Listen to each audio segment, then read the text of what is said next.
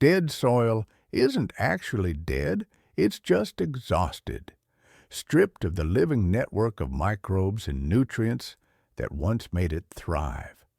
What most gardeners don't realize is that you don't need truckloads of expensive compost to bring it back.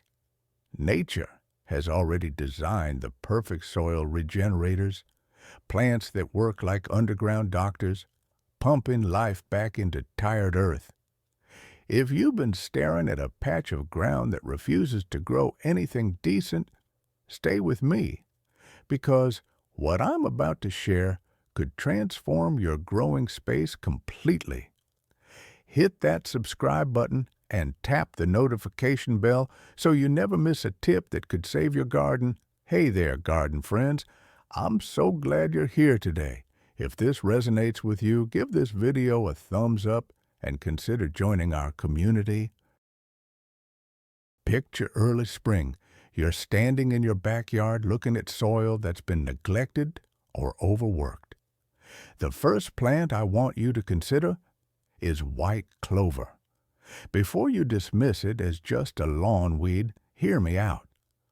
White clover is a nitrogen-fixing powerhouse that actually pulls nitrogen from the air and stores it in nodules on its roots. When those roots break down, they release that nitrogen directly into the soil, feeding everything around them. This low-growing perennial thrives across most of the United States and asks for almost nothing in return. White clover spreads through runners, creating a living carpet that shades the soil and keeps moisture locked in during hot summer months. It blooms with small white flowers that bees absolutely adore. So you're not just feeding your soil, you're supporting pollinators too.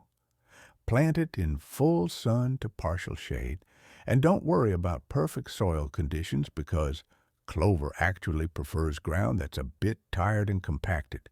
It'll work its way through, breaking up dense earth with its root system while adding organic matter every time those roots decompose.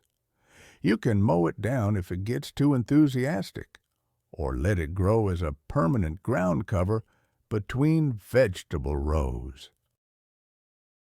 Here's something most people don't know. White clover can fix up to 150 pounds of nitrogen per acre per year, which is roughly equivalent to several bags of synthetic fertilizer, except this is free and improves soil structure at the same time. Sow white clover seed in early spring or fall, scatter it over the soil, rake it lightly, and keep it moist for the first 2 weeks. Within months, you'll notice the soil becoming darker and easier to work with. Have you ever tried using clover as a living mulch in your vegetable garden?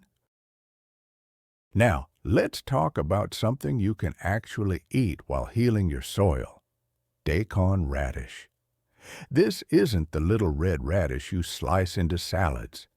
Daikon is a long, thick white radish that can grow a foot deep or more.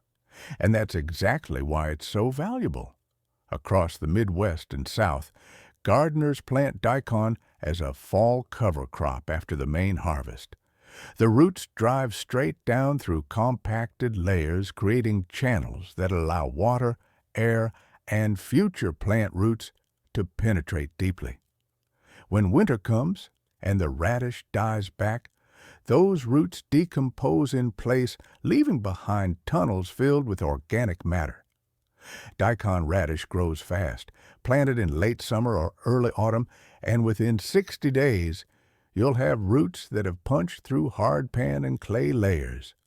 The tops grow lush and green, shading out weeds and adding more organic matter when they die back. If you pull a few before frost, you can eat them. They're crisp and mildly spicy. But most people who grow daikon for soil health just let it do its work and decompose naturally. The result is soil that drains better, holds moisture more effectively, and has a richer texture come spring. Here's the trick. Daikon radish needs to be planted at the right time to maximize impact. In most regions, that means sowing seeds in August or September, giving plants enough time to establish deep roots before a hard freeze. Scatter the seeds, rake them in, and water until they germinate. They're not fussy about soil because they're designed to break up bad soil. One surprising detail: daikon radish is also a trap crop for certain pests, meaning it can lure harmful insects away from your main crops. What's the toughest, most compacted spot in your garden right now? Let me tell you about a plant that might surprise you: buckwheat. Most people know it as a grain for pancakes, but in the garden, buckwheat is a soil-building superstar that works faster than almost anything else. This warm-season annual can be planted after your last spring frost and will be ready to turn under in just 6 to 8 weeks.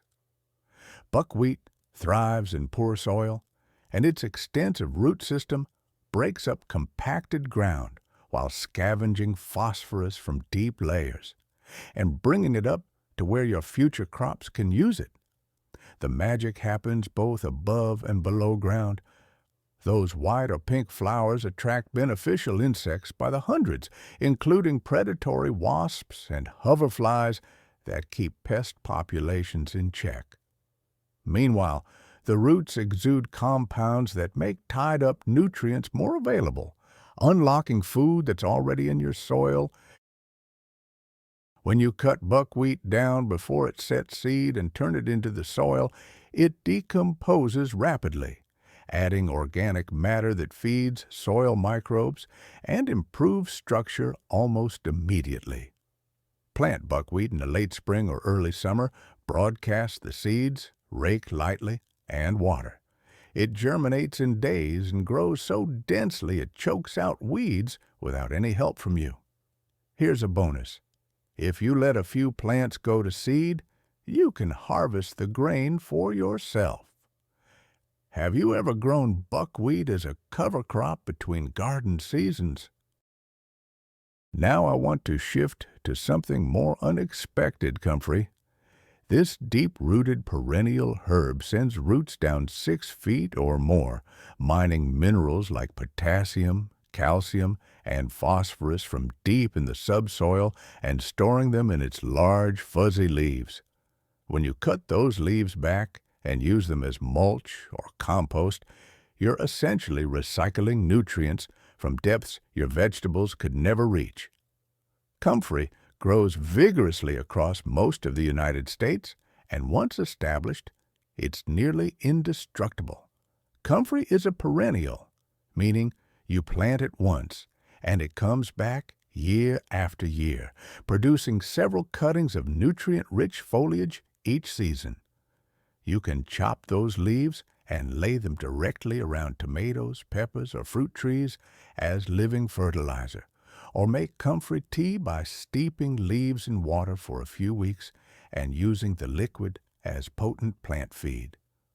The roots constantly break up hard subsoil and create channels for water and air, improving drainage in heavy clay and helping sandy soils hold moisture. Plant comfrey where you want it to stay because it's persistent. Give it full sun to partial shade, decent moisture, and stand back. Within a year, you'll have a thriving clump that provides endless fertility. Stick with sterile varieties like Bocking 14 if you're worried about spreading.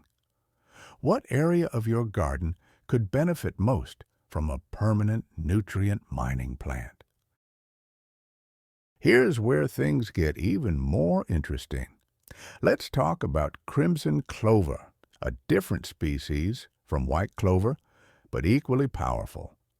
Crimson clover is an annual that grows beautifully through fall and winter in milder regions, or as a spring planting in colder areas.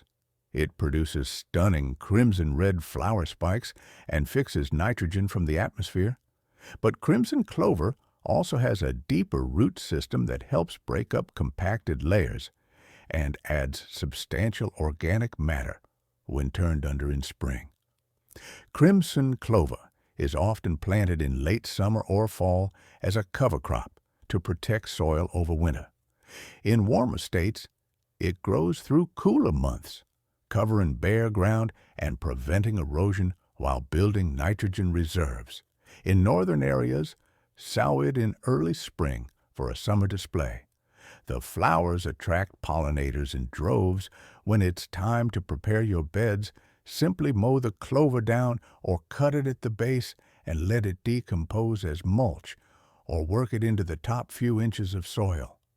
The nitrogen released as it breaks down will feed your vegetables for months. Crimson clover tolerates a range of soil types, but really shines in ground that's been worn out by repeated cropping. Broadcast seeds over loosened soil, press them in with a rake, and keep the area moist until germination. Does the idea of a cover crop that doubles as a beautiful flower display appeal to you? Before we get to the final plant, let me share something that changed how I think about soil restoration. Austrian winter peas might not sound glamorous, but they're absolute workhorses. These hardy legumes can be planted in fall across much of the country, even in areas with cold winters, and they'll grow through mild spells, fixing nitrogen the entire time. In warmer regions, they thrive all winter long. In colder areas, they go dormant under snow and resume growth in early spring before you're ready to plant anything else. Austrian winter peas have vining stems that sprawl across the ground, creating a protective blanket that prevents erosion and suppresses winter weeds. Their roots form nodules packed with nitrogen-fixing bacteria, and when those roots decompose, they leave behind channels and organic matter that improve soil structure dramatically. These peas are incredibly cold tolerant, surviving temperatures down to the teens once established. Sow them in late summer or early fall, about 6 to 8 weeks before your first hard frost. Scatter seeds generously, rake them in, and water well. Come spring, you can cut them down and either leave them as mulch or incorporate them into the soil. The nitrogen boost they provide often eliminates the need for additional fertilizer. One thing many gardeners don't realize is that Austrian winter peas also produce edible shoots and tender young pods if you want to harvest some before turning the rest under. Have you ever experimented with winter cover crops? Now here's something that might challenge your assumptions. Sunflowers, those towering beauties with massive golden blooms, are actually incredible soil regenerators. Sunflowers send down deep taproots that can reach 6 feet or more, breaking through compacted layers and bringing up nutrients from the subsoil. As those roots decompose, they create pathways for water and air while adding significant organic matter deep in the soil profile. Across the entire United States, sunflowers thrive with minimal care and maximum impact. Sunflowers are also phytoremediators, meaning they can absorb heavy metals and other contaminants from soil, cleaning it up while they grow. If you're working with urban soil or ground exposed to pollution, sunflowers can help purify it over time. Plant them in spring after the last frost, spacing them about a foot apart. They need full sun, but are remarkably drought-tolerant once established. The flowers attract pollinators throughout summer, and when blooms fade, seed heads provide food for birds well into fall. At season's end, cut the stalks down and work them back into the soil. Those thick stems and massive root systems break down into rich, organic matter. Here's a little-known fact. Sunflowers are allelopathic, meaning they release compounds that suppress certain weeds, giving your garden natural weed control. What section of your garden could use both a visual focal point and some deep soil improvement? I saved the one that surprised me most for last. Alfalfa, that humble forage crop you associate with farms and livestock, is actually one of the most powerful soil builders you can grow. Alfalfa is a perennial legume with roots that can penetrate 10 feet deep or more, mining nutrients and creating a vast underground network. It fixes massive amounts of nitrogen, far more than clover or peas, and its dense root system improves soil structure so dramatically that hard, lifeless ground becomes soft and friable within a single growing season. Alfalfa grows across a huge range of climates, though it prefers areas with good drainage. Plant alfalfa in spring or late summer, broadcasting seeds over prepared soil and raking them in lightly. Keep the area moist until germination, which usually takes about a week. Once established, alfalfa is incredibly low maintenance, tolerating drought, heat, and cold with equal ease. You can cut it back multiple times during the season, using the clippings as mulch or adding them to compost. Each cutting adds a massive dose of nitrogen-rich organic matter. The deep roots continue working year-round, breaking up hardpan, improving drainage, and bringing up minerals that enrich the topsoil. After a year or two, you can till the alfalfa under or plant directly into it, and your vegetables will thrive in the transformed soil. One surprising benefit: alfalfa flowers are excellent for pollinators, and the plant is also used medicinally.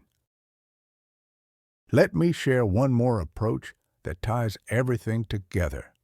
Field peas, sometimes called forage peas, are another nitrogen-fixing legume that deserves attention. Similar to Austrian winter peas, but often planted in spring, field peas establish quickly and produce abundant biomass in a short time.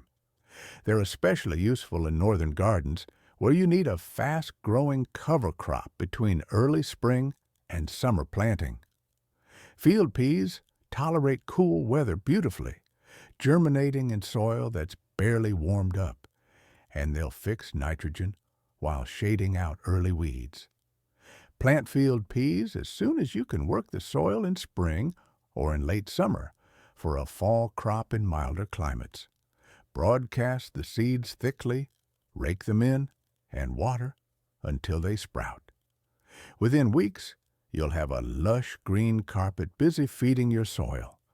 When it's time to plant your main crops, simply cut the peas at ground level and leave the roots to decompose, or turn everything under for a quick burst of fertility. Field peas also make excellent companions when grown alongside oats or other grains. The combination creates even more biomass, and the grains provide structure that supports the vining peas. This is called a cocktail cover crop, and it mimics how plants grow in nature, diverse and interdependent. Have you considered mixing different cover crops together? Now, let's talk about something you might already have growing: wild sweet clover. This biennial legume often shows up on roadsides and in abandoned fields because it's a survivor that thrives where other plants struggle. Sweet clover comes in white and yellow varieties, both of which fix substantial nitrogen and send down deep tap roots that break up compacted soil. It grows tall, sometimes reaching 5 or 6 feet, and produces masses of small, fragrant flowers that smell like vanilla and attract beneficial insects. Sweet clover is typically planted in late summer or fall of the first year, establishing a modest rosette and strong root system. In the second year, it bolts and flowers, producing enormous amounts of biomass before going to seed. You can mow it down before it seeds to prevent spreading or let it self-sow for continuous soil improvement. The key benefit is its ability to thrive in poor, alkaline, or compacted soils where other legumes struggle. If you're dealing with truly difficult ground, sweet clover might be your best first step. Plant seeds in late summer, barely cover them, and let nature take its course. By the following summer, you'll have a towering stand of nitrogen-rich growth ready to be composted or turned under. Does the idea of a self-sufficient biennial that works for 2 full years to regenerate your soil sound appealing? Here's a myth I want to bust. Many gardeners think that once soil is dead, it takes years of expensive amendments to bring it back. That's simply not true. The plants we've discussed today can transform tired, compacted, nutrient-depleted soil in as little as one growing season, especially if you combine them strategically. Imagine planting white clover as permanent ground cover, adding daikon radish in fall to break up hardpan, sowing buckwheat in summer for quick organic matter, and establishing comfrey for long-term nutrient mining. Each plant plays a different role, and together they create a system that feeds itself and asks very little from you. So let's bring this all together. We've covered white clover for nitrogen fixation, daikon radish for deep penetration, buckwheat for fast biomass, comfrey for mineral mining, crimson clover for winter protection, Austrian winter peas for cold season building, sunflowers for deep roots and phytoremediation, alfalfa for intensive nitrogen fixation, field peas for quick spring cover, and sweet clover for difficult soils. Each brings something unique, and the best part is you don't need to choose just one. You can rotate them, combine them, and layer them according to your climate and goals. The truth is, healthy soil isn't a luxury. It's the foundation of everything we grow. When we invest in building soil rather than just feeding plants, we create systems that become more productive, more resilient, and more beautiful over time. These plants are partners in regeneration, working alongside us to heal the ground beneath our feet. Whether you're dealing with a small urban plot, a suburban yard, or rural garden bed that's been cropped too hard, nature has already provided the solutions. So, which of these soil-reviving plants are you most excited to try? And what's the biggest soil challenge you're facing right now? Drop your thoughts in the comments because I'd love to hear about your experiences. If you found this valuable, please hit that like button and share this with a fellow gardener struggling with poor soil. Don't forget to subscribe and turn on notifications for future videos on regenerative gardening. Thanks so much for spending this time with me today, and I'll see you in the next one. Happy gardening, everyone.